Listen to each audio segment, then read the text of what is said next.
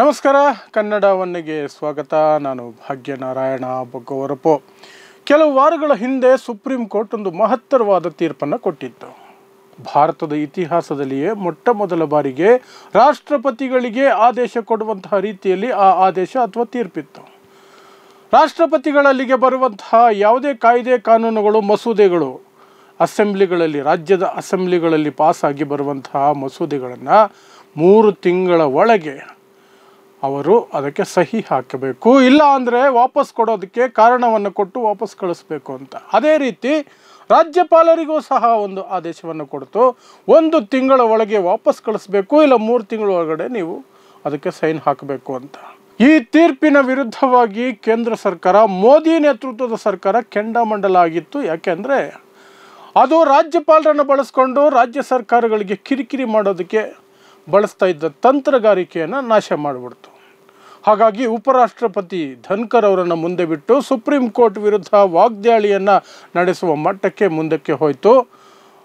ಧನ್ಕರ್ ಅವರು ಪ್ರಶ್ನೆ ಮೇಲೆ ಪ್ರಶ್ನೆ ಕೇಳಿದ್ರು. ಸುಪ್ರೀಂ ಕೋರ್ಟ್ ಹೇಗೆ ರಾಷ್ಟ್ರಪತಿಗಳಿಗೆ ಆದೇಶ ಕೊಡುತ್ತೆ? ಅವರಿಗೆ ಯಾರು ಅಧಿಕಾರ ಕೊಟ್ಟಿರುವಂಥದ್ದು? ಆರ್ಟಿಕಲ್ 142 ಏನಿದೆ ಅದನ್ನು ದುರುಪಯೋಗ ಮಾಡಿಕೊಳ್ತಿದೆ ಸುಪ್ರೀಂ ಕೋರ್ಟ್ ಅಂತೆಲ್ಲ ವಾಗ್ದಾಳಿಯನ್ನು ನಡೆಸಿದರು. ಆಗ ಸುಮ್ಮನಿದ್ದಂತಹ ನಮ್ಮ ಕೇಂದ್ರ ಸರ್ಕಾರ ಈಗ ರಾಷ್ಟ್ರಪತಿಗಳನ್ನೇ ಸುಪ್ರೀಂ ಕೋರ್ಟ್ ವಿರುದ್ಧ ಎತ್ತಿ ಕಟ್ಟುವಂತಹ ಮಟ್ಟಕ್ಕೆ ಹೋಗಿ ರಾಷ್ಟ್ರಪತಿಗಳ ಮೂಲಕ 14 ಪ್ರಶ್ನೆಗಳನ್ನು ಸುಪ್ರೀಂ ಕೋರ್ಟ್ಗೆ ಕೇಳಿಸಿದ್ರು. ರಾಷ್ಟ್ರಪತಿ ದ್ರೌಪದಿ ಮುರ್ಮು ಅವರು ಸುಪ್ರೀಂ ಕೋರ್ಟ್ಗೆ ಒಂದು ಪತ್ರ ಬರೀತಾರೆ. ಆ ಪತ್ರದಲ್ಲಿ 14 ಪ್ರಶ್ನೆಗಳನ್ನು ಎತ್ತಾರೆ. ಸ್ಪಷ್ಟವಾಗಿ ಕೇಳ್ತಾರೆ, ನಿಮಗೆ ಯಾರು ಅಧಿಕಾರ ಕೊಟ್ಟಿದ್ದು ನನಗೆ ಆದೇಶ ಕೊಡೋದಕ್ಕೆ ಅಂತ. ಅದಕ್ಕೆ ಸುಪ್ರೀಂ ಕೋರ್ಟ್ ಈಗ ಉತ್ತರವನ್ನು ಕೊಟ್ಟಿದೆ. ಆ ಉತ್ತರ ಮೋದಿ ಮತ್ತು ಅಮಿತ್ ಶಾ ಇಬ್ಬರನ್ನು ಸಹ ಶೇಕ್ ಮಾಡ್ತಾ ಇದೆ, ನಡಗಿಸ್ತಾ ಇದೆ. ಯಾಕಂದರೆ ಅದು ತಿರುಗುಬಾಣ ಆಗೋಯ್ತು. ಸುಪ್ರೀಂ ಕೋರ್ಟ್ ಈ ರೀತಿಯಾದಂತಹ ಒಂದು ಅಸ್ತ್ರವನ್ನು ಬಳಸುತ್ತೆ, ಈ ರೀತಿಯ ಉತ್ತರವನ್ನು ಕೊಡುತ್ತೆ, ಅದು ಮೋದಿ ಮತ್ತು ಅಮಿತ್ ಶಾ ಅವ್ರಿಗೇನೆ ಸಂಕಷ್ಟ ಆಗುತ್ತೆ ಅಂತ ಅವರು ಕನಸಿನಲ್ಲೂ ನೆನೆಸಿರೋದಿಲ್ಲ. ಆದರೆ ಸುಪ್ರೀಂ ಕೋರ್ಟ್ ಅಂತಹ ಒಂದು ಉತ್ತರವನ್ನು ಕೊಟ್ಟಿದೆ. ಸುಪ್ರೀಂ ಕೋರ್ಟ್ನ ಜಸ್ಟಿಸ್ಗಳು ಯಾರು ಅದರ ವಿರುದ್ಧವಾಗಿ ಆ ತೀರ್ಪನ್ನು ಅವತ್ತು ಕೊಟ್ಟಿದ್ರು, ಸುಪ್ರೀಂ ಕೋರ್ಟ್ನಲ್ಲಿ ತೀರ್ಪು ಕೊಟ್ಟಂತಹ ಜಸ್ಟಿಸ್ ಪಾರ್ಡಿವಾಲಾ ಮತ್ತು ಜಸ್ಟಿಸ್ ಆರ್ ಮಹಾದೇವನ್ ಅವರಿಬ್ಬರು ಅವತ್ತು ಆ ಆದೇಶವನ್ನು ಕೊಟ್ಟಿದ್ದು. ಅದರಲ್ಲಿ ಜಸ್ಟಿಸ್ ಪಾರ್ಡಿವಾಲಾ ಇದಕ್ಕೆ ಉತ್ತರವನ್ನು ಕೊಟ್ಟಿದ್ದಾರೆ. ಆ ಉತ್ತರ ಏನಿದೆಯಲ್ಲ ಅದು ಈಗ ಮೋದಿ ಮತ್ತು ಅಮಿತ್ ಶಾಗೆ ಉರುಳಾಗಿದೆ, ಅಥವಾ ಅವರೇ ಕಟ್ಟಿದಂತಹ ಬಲೆಯಲ್ಲಿ ಅವರೇ ಸಿಕ್ಕಾಕೊಂಡಿದ್ದಾರೆ. ಉತ್ತರದಲ್ಲಿ ಏನಿದೆ ಅಂದರೆ, ರಾಜ್ಯಪಾಲರ ಕುರಿತ ತೀರ್ಪು ನಾವೇನು ಕೊಟ್ಟಿದ್ದೀವಿ, ರಾಜ್ಯಪಾಲರಿಗೆ ಸಮಯ ನಿಗದಿ ಮಾಡಿ ಒಂದು ತೀರ್ಪು ಏನು ಕೊಟ್ಟಿದ್ದೀವಿ, ಅದನ್ನು ಸುಪ್ರೀಂ ಕೋರ್ಟ್ ಹೊಸದಾಗಿ ಕಾನೂನು ಮಾಡಿಲ್ಲ, ಅಥವಾ ಆರ್ಟಿಕಲ್ 142 ಬಳಸ್ಕೊಂಡು ಮಾಡಿಲ್ಲ. ಬದಲಿಗೆ 2016ರಲ್ಲಿ ಮೋದಿ ಸರ್ಕಾರನೇ ಹೊರಡಿಸಿರುವ ಆದೇಶ ಇದೆ.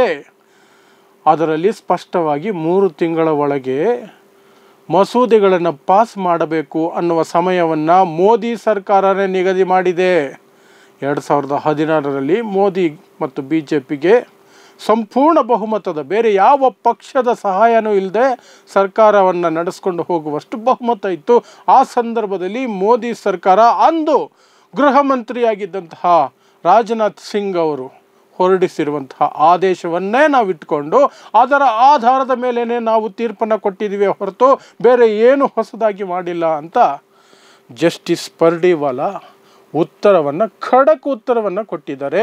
ಜೊತೆಗೆ ಅದೇ ರೀತಿ ರಾಷ್ಟ್ರಪತಿಗಳಿಗೆ ಏನು ನಾವು ಆದೇಶವನ್ನು ಕೊಟ್ಟಿದ್ದೀವಿ ಅಥವಾ ಕಾಲವನ್ನು ನಿಗದಿ ಮಾಡಿದ್ದೀವಿ, ಸಮಯವನ್ನು ನಿಗದಿ ಮಾಡಿದ್ದೀವಿ, ಅದೂ ಸಹ ಅದೇ ಆದೇಶದ ಆಧಾರದ ಮೇಲೇ ಮಾಡಿರೋದು. ನಾವು ಯಾವ ಆರ್ಟಿಕಲ್ 142 ದುರುಪಯೋಗ ಮಾಡಿಕೊಳ್ಳೋದು, ಅದನ್ನು ಈಗ ಬಳಸ್ಕೊಳ್ಳುವಂತಹ ಪ್ರಯತ್ನವನ್ನು ನಾವು ಮಾಡಿಲ್ಲ. ನಾವು ಮಾಡಿದ್ದು ಕೇವಲ ಸರ್ಕಾರದ ಆದೇಶ, ಸರ್ಕಾರದ ಅಧಿಸೂಚನೆ ಏನಿತ್ತು, ಮಾರ್ಗಸೂಚಿ ಏನಿತ್ತು ಅದನ್ನು ಫಾಲೋ ಮಾಡಿದ್ದೀವಿ ಅಷ್ಟೇ. ಇದು ಮೋದಿ ಸರ್ಕಾರವೇ ಹೊರಡಿಸಿರುವ ಮಾರ್ಗಸೂಚಿ ಅಂತ ಸುಪ್ರೀಂ ಕೋರ್ಟ್ನ ಜಸ್ಟಿಸ್ ಪಾರ್ಡಿವಾಲಾ ತಿರುಗೇಟು ಕೊಟ್ಟಿದ್ದಾರೆ. ಈಗ ಮೋದಿ ಅಮಿತ್ ಶಾ ಇಬ್ಬರು ಶೇಕ್ ಆಗಿದ್ದಾರೆ. ಹಾಗಾಗಿ ಮುರ್ಮು ಅವರನ್ನು ಓಡೋಡಿ ಹೋಗಿ ಗೃಹ ಮಂತ್ರಿ ಅಮಿತ್ ಶಾ ಭೇಟಿ ಮಾಡಿದ್ದಾರೆ. ಅವ್ರ ಜೊತೆ ಕಾನೂನು ಮಂತ್ರಿ ಅರ್ಜುನ್ ರಾಮ್ ಮೇಘ್ವಾಲ್ ಅವರು ಸಹ ಹೋಗಿದ್ದಾರೆ. 3 ಜನ ಕೂತ್ಕೊಂಡು ಚರ್ಚೆ ಮಾಡಿದ್ದಾರೆ. ಈ ಉತ್ತರ ಬಂದ ನಂತರ ಈ ರೀತಿ ಉತ್ತರ ಬಂದ್ಬಿಡ್ತಲ್ಲ ಅಂತ. ಚರ್ಚೆಯಲ್ಲಿ ಏನು ಮಾತುಕತೆ ಆಯಿತು ಅದು ರಹಸ್ಯ ಚರ್ಚೆ, ಕ್ಲೋಸ್ಡ್ ಡೋರ್ ಮೀಟಿಂಗ್, ಹಾಗಾಗಿ ಅದರ ಮಾಹಿತಿ ನಮಗಿಲ್ಲ. ಆದರೆ ಅವರ ಭೇಟಿಯಾಗಿದೆ, 3 ಜನ ಚರ್ಚೆ ಮಾಡಿದ್ದಾರೆ. After justice Pardiwala gave the reply. So ಇದರಿಂದ ಏನು ಅರ್ಥ ಆಗುತ್ತೆ ಅಂದರೆ ಸುಪ್ರೀಂ ಕೋರ್ಟ್ ಸುಮ್ಮನೆ ಕೆಲಸ ಮಾಡ್ತಿಲ್ಲ. ಯಾವುದೋ ಒಂದು ಲೆಕ್ಕಾಚಾರದಲ್ಲಿ ಅಥವಾ ಸರ್ಕಾರದ ವಿರುದ್ಧ ತೀರ್ಪು ಕೊಡಬೇಕು ಅಂತಲೋ ಇನ್ನೇನೋ ಮಾಡುವಂತಹ ಪ್ರಯತ್ನವನ್ನು ಸುಪ್ರೀಂ ಕೋರ್ಟ್ ಮಾಡಿಲ್ಲ. ಅದು ಕೇವಲ ಕಾನೂನೇನಿದೆ, ಸರ್ಕಾರದ ಅಧಿಸೂಚನೆಗಳೇನಿದೆ, ಮಾರ್ಗಸೂಚಿಗಳೇನಿದ್ದಾವೆ ಅವುಗಳನ್ನು ಫಾಲೋ ಮಾಡೋದಕ್ಕೆ ಆದೇಶವನ್ನು ಕೊಡ್ತಾ ಇದೆ.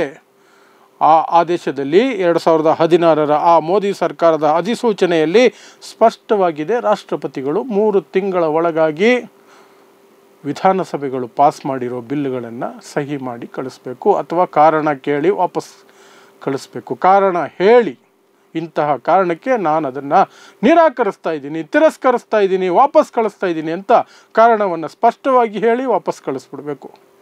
3 ತಿಂಗಳಲ್ಲಿ ನಡೀಬೇಕು. ಇದನ್ನೇ ಸುಪ್ರೀಂ ಕೋರ್ಟ್ ಹೇಳಿರೋದು.